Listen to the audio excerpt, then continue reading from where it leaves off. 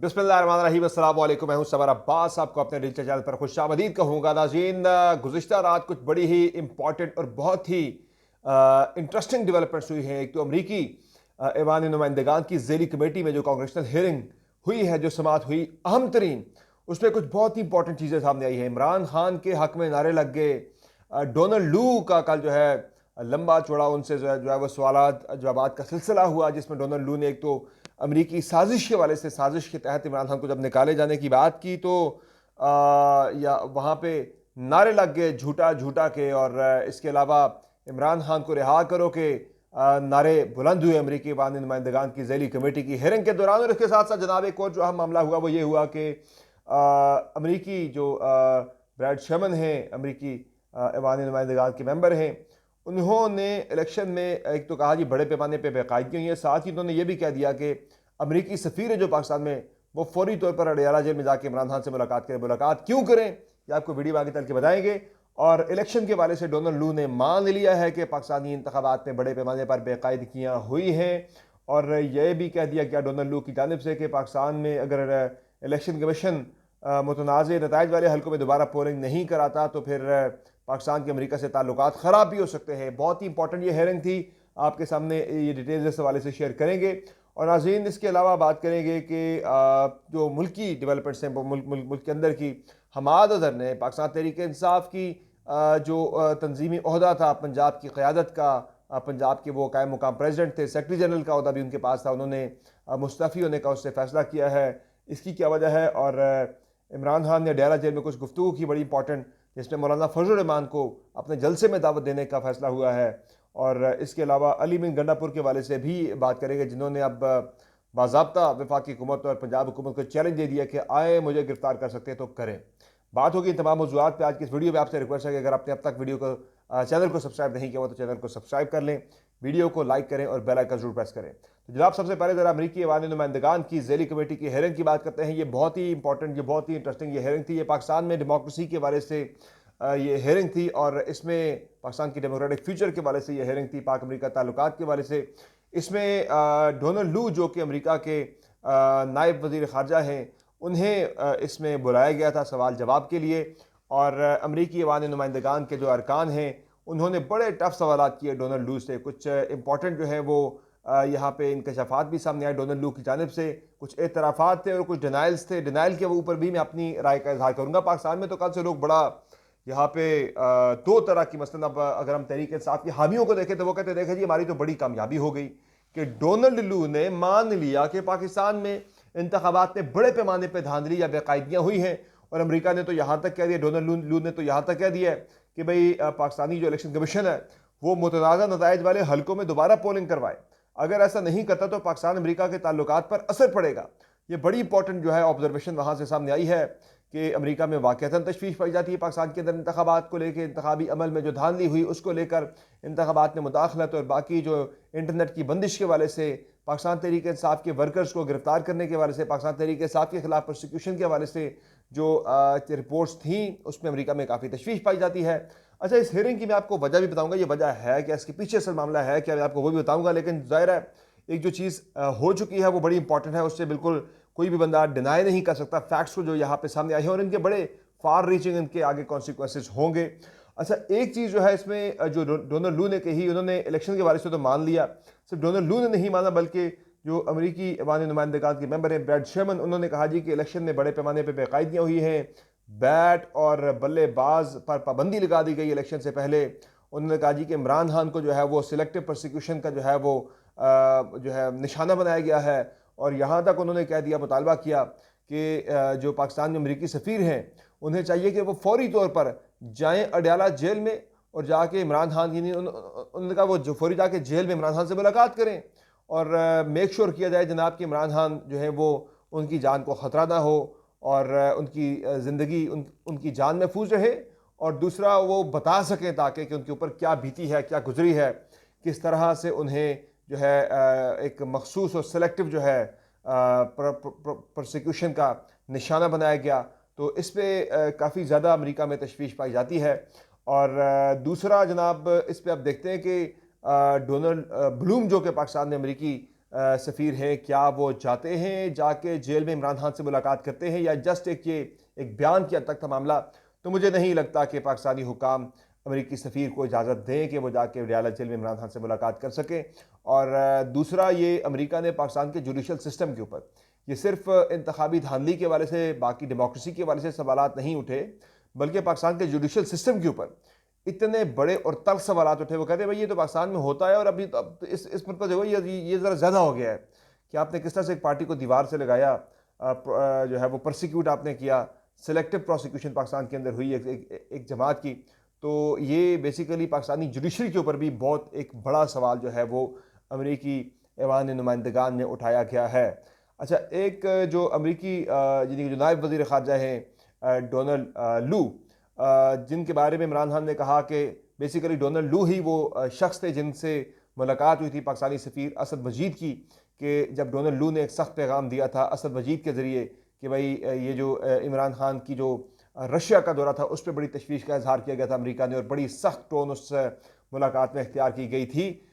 जिसके बाद फिर उस मुलाकात पर मबनी जो गुफ्तगू थी उस पर एक साइफ़र भेजा गया था पाकिस्तान में, जिस साइफ़र के ऊपर आज इमरान खान जो है उन्हें सज़ा भी सुनाई गई है कि इमरान खान ने साइफ़र को लीक कर दिया। बाय द वे वो केस जो है अगले एक दो रोज़ के अंदर फारिग हो जाएगा।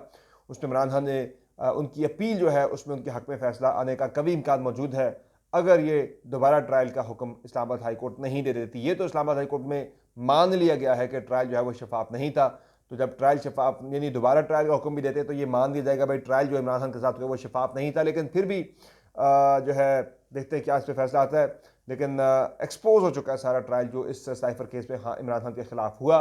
और अब तो मामला ये हुआ है जनाब कि जब डोनाल्ड लू ने ये कहा कि जी मैं तो बिल्कुल डिनाई करूँगा, ये सारी साजिशी थ्योरी है जनाब कि हमने कोई साजिश करके इमरान खान की हुकूमत को वहाँ पे हटाया या गिराया, और ये सारी जो है ये झूठ है। तो उस पर फिर जो ही ये डोनाल्ड लू ने ये कहा जी कि ये जो साजिशी थ्योरी है ये गलत है, जो कि हमने अमेरिका ने यहाँ से साजिश करके इमरान खान की हुकूमत को हटाया। तो ऐवान नुमाइंदगान की कमेटी में मौजूद जो लोग थे वहाँ पे अमरीकी शहरी थे, जिनमें ज़ाहिर कुछ का ओरिजिन पाकिस्तान का था, मेजॉरिटी में उनका, तो वहाँ से नारे लगे, ठीक ठाक वहाँ पे नारेबाजी शुरू हो गई। जब जो उसने कहा जी ये साइफर वाला मामला जो है ये नहीं, ये साजिश वाला मामला जो है ये झूठ है, इमरान खान की हुकूमत को गिराने वाला, तो वहाँ पे झूठा झूठा के liar, he is a liar, ये झूठ बोल रहा है, ही इज़ अ लायर, इस तरह के वहाँ पे नारे बुलंद हो गए। और साथ साथ ये नारे भी वहाँ पे लग गए जनाब, लगना शुरू हो गए कि रिलीज़ इमरान खान, फ्री इमरान खान, इमरान खान को आज़ाद करो, इमरान खान को रिहा करो के नारे भी वहाँ पे लगना शुरू हो गए। फिर दो लोग वहाँ पे जो नाराबाजी कर रहे थे उन्हें उस हॉल से बाहर निकाला भी गया। लेकिन ये मनाज़र ज़ाहिर है ये लाइव जा रहा था उनके जो है वो ऑफिशियल चैनल्स के ऊपर भी, तो ये पूरी दुनिया ने तमाशा देखा कि जनाब ये क्या हुआ है पाकिस्तान के अंदर। जो सारी चीज़ें हैं वो अब पूरी दुनिया ने देख ली है कि भाई किस तरह से ये सारी साजिश हुई। साजिश के ऊपर जो है वो लोगों ने नहीं माना है उनके बयानिए को। और वैसे भी पाकिस्तान के अंदर जो मैं नून लीग की साइड की बात करूँ तो पीटीआई तो ये इलेक्शन वाले ये सारी चीज़ों को सेलिब्रेट कर रही है कि भाई हमारे हक में गवाही आ गई, वहाँ से सारी चीज़ें हमारे बड़े फेवर में हो गई। तो नून लीग भी कल से इस बात पर बड़ा जो है वो इस एक बयानिया बना रही है। देखें जी, डोनाल्ड लू ने तो कह दिया है कि जनाब कोई साजिश नहीं हुई, कोई अमेरिका की मुदाखलत नहीं हुई इमरान खान की हुकूमत को हटाने के लिए। नून लीग के हामी हैं वो भी ये बात कर रहे हैं कि जी डोनाल्ड लू ने तो जनाब इमरान खान की सारी साजिशी थ्योरी जो है उसको उठा के कचरे की टोकरी में फेंक दिया, रद्द कर दिया, जनाब ये सब झूठ था। तो मैं उनसे ये सवाल करता हूँ कि क्या डोनाल्ड लू ने जाके अमेरिकी ऐवान नुमाइंदगान की कमेटी में क्या ये एतराफ़ करना था कि अमेरिका ने साजिश करके इमरान खान की गवर्नमेंट को गिराया है? क्या कोई बंदा इसका जवाब दे सकता है, कोई जी शोर बंदा, कि डोनाल्ड लू क्या ये जाके कहता कि हाँ ये इमरान खान के जो इल्ज़ाम है वो दुरुस्त है, हाँ हमने वहाँ साजिश करके इमरान खान की गवर्नमेंट को गिराया, हाँ जो साइफर में बातें थी वो बिल्कुल दुरुस्त थी, हाँ हमने पाकिस्तान के जो सफ़ीर थे अमेरिका में असद मजीद, हाँ हमने उन्हें जो है वो थ्रेटनिंग हमारी टोन थी तो हमने एक सख्त पैगाम दिया था। तो ये बातें जो हैं ये गैर मनतकी सी एक चीज़ है कि वो जाके वहाँ पे कह दे जी कि हाँ ये सब कुछ दुरुस्त था। भाई उसने तो कहना है कि हाँ ये सब कुछ गलत है, ये झूठ बोल रहे हैं, लेकिन वहाँ पे जो नारे लगे, जो वहाँ पे रद्द-ए-अमल आया वो देखने वाला है भाई, कि वहाँ पे सबने कहा, उसके चेहरे पे कहा, उसके मुंह पे कहा, हाँ भाई ये तो सारी जो बातें कर रहा है ये झूठा है, ये ही इज़ अ लायर, ये झूठ बोल रहा है। तो बहरहाल एक चीज़ जो और की डोनाल्ड लू ने, उसने कहा जी कि जब से ये सारा मामला हुआ है मुझे बड़ी धमकियाँ दी गई हैं, मेरी फैमिली को बड़ी धमकियाँ मिली हैं, तो मुझे काफ़ी ज़्यादा थ्रेट्स वगैरह, लाइफ थ्रेट्स वगैरह मिली हैं इस सारे वाक़े के बाद। तो डोनाल्ड लू का एक बैकग्राउंड है, ये बड़ा इंटरेस्टिंग है कि डोनाल्ड लू जो है ये इसकी जो अपना करियर है ये इसका स्टार्ट हुआ था पाकिस्तान में, पेशावर के कॉन्सुलेट में ये पोस्टेड था। इसकी शादी भी जो है डोनाल्ड लू की पाकिस्तान के अंदर ही हुई थी, जो यहीं पे कॉन्सुलेट के अंदर ही पोस्टेड एक खातून जो है फॉरेन मिशन पे जो अमेरिका की थी, उनके साथ इनकी शादी हुई थी। और डोनाल्ड लू जो है he use to associate very good days Pakistan के साथ, बड़े अच्छे एक वो अपने माजी जो है वो ही हैज़ बिन रिलेटिंग। और ये इस वाक़े से पहले तक डोनाल्ड लू जो है ये पाकिस्तान के दोस्तों में शुमार होता था। और एक बड़ी अहम जगह पे जब इनसे एक यानी कि बड़ी अहम शख्सियत ने मुझे बताया कि जब इनसे मैंने पूछा कि भाई आपने ये जो किया, आपने क्यों किया ये सारा कुछ, तो डोनाल्ड लू ने कहा जी मुझे इंस्ट्रक्शंस थी, मुझे ऊपर से इंस्ट्रक्शंस थी। ये बात मैं आज आपको बता रहा हूँ और पहली मतलब मैं आज आप पे ये इंकशाफ कर रहा हूँ कि ये बात मुझे मालूम हुई थी। एक बड़ी ही अहम शख्सियत ने मुझे बताया कि जिनकी डोनाल्ड लू से बड़ी अच्छी उनके ताल्लुकात, बड़ी दोस्ती है। मैंने कहा जी ये डोनाल्ड लू अगर पाकिस्तान के इतना दोस्त है तो फिर उसने ये सब कुछ क्यों किया? उसने कहा जी मैंने भी ये पूछा डोनाल्ड लू से कि भाई आपने ये इतना आपने फिर वो टोन पाकिस्तान के लिए क्यों इख्तियार की? तो उसने कहा जी कि मुझे ऊपर से अहकाम थे कि पाकिस्तान को रगड़ा लगाना है, सख्त पैगाम देना है। तो वाक़ता ये जो चीज़ें हैं, ये जो साइफ़र के अंदर वो उसमें काफ़ी हद तक हकीकत मौजूद है। अच्छा बाकी आगे बढ़ते हैं जनाब कि ये तो सारा वाक़या हो गया। अच्छा ये सारे का पस मंज़र ये है जनाब कि ये कांग्रेशनल हियरिंग्स वहाँ पे रूटीन में होती रहती हैं, एक अच्छी रिवायत वहाँ पे है। हमारी भी कायमा कमेटियाँ, लेकिन यहाँ पे तो मामलात कुछ और तरीके से चलते हैं। लेकिन अमेरिका में ये बड़ी अच्छी बात है कि उसको टेलीकास्ट भी किया जाता है और वहाँ पे बड़े पूरी दुनिया के इशूज़ पे वहाँ पे बहस होती है, सवाल जवाब होते हैं। तो यहाँ भी होते हैं हमारी कायमा कमेटियों के अंदर, लेकिन ज़ाहिर है वो टेलीकास्ट उस तरह से चीज़ें नहीं हो रही होती हैं और यहाँ पे लोगों का इतना ज़्यादा जो है वो चीज़ों को लेके इतना विजन नहीं है, इतना यहाँ पे एक्सपोजर नहीं है कि उस अंदाज में चीज़ें लेके चली जा सकें जिस तरह से अमेरिका में लेके आगे बढ़ा जाता है। तो आई होप कि पाकिस्तान के अंदर भी इन चीज़ों को रेप्लिकेट किया जाए। बाकी एक पाकिस्तान के अंदर ख़बर ये है जनाब अच्छा इन जो अरकान हैं उनकी भी ज़रा बात कर लूँ कि ज़्यादातर ज़ाहिर है लोगों ने इलेक्शन में जाना है।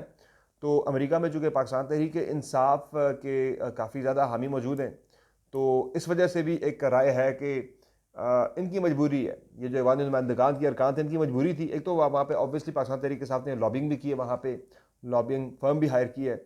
और दूसरा इन लोगों ने इलेक्शन में जाना है ख़ुद भी, आगे सदारती इलेक्शन भी आ रहा है। तो उसमें इलेक्शन में चूँकि पाकिस्तानी जो काफ़ी ज़्यादा डायस्पोरा अमेरिका के अंदर काफ़ी ज़्यादा और तकरीबन 90% से अबव तरीके से आपके हामी है, तो इन्होंने भी अपने वोट बैंक को जो है मुतमईन करना होता है। तो ये जो सख्त सवाल पूछे गए वो अपनी कॉन्स्टिट्यूंसी को भी ज़रा वो एड्रेस कर रहे थे कहीं ना कहीं। बाकी ओवरऑल ज़ाहिर है ये चीज़ तो बड़ी इंपॉर्टेंट है जो कि वहाँ पे हुई है। अच्छा पाकिस्तान की जनाब खबर यहाँ पे यह है कि हमाद अज़हर जो है वो तहरीक इंसाफ के सेक्रेटरी जनरल पंजाब के अहदे से, और जो कायम मुकाम उनके पास पंजाब की सदारत की जिम्मेदारियाँ भी थीं, उनसे वो मुस्तफ़ी हो गए। वो कह रहे जी मैं एक नामालूम मुकाम से बैठ के पार्टी के मामला चला रहा हूँ।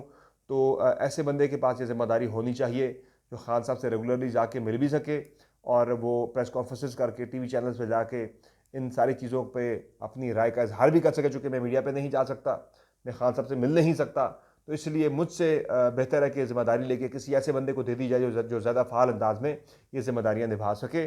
और उन्होंने कहा जी कि मैं बतौर कारकुन, बतौर वर्कर तहरीक इंसाफ के एक कारकुन की हैसियत से ये जिम्मेदारियाँ आगे भी पार्टी की खिदमत में अदा करता रहूँगा। तो उस पर जो कोर कमेटी के 2-3 अरकान का मैं रद्द-ए-अमल देख रहा था कि वो कह रहे भाई ये नामंजूर है हमाद अज़हर का मुस्तफ़ी होना इस पोजीशन से।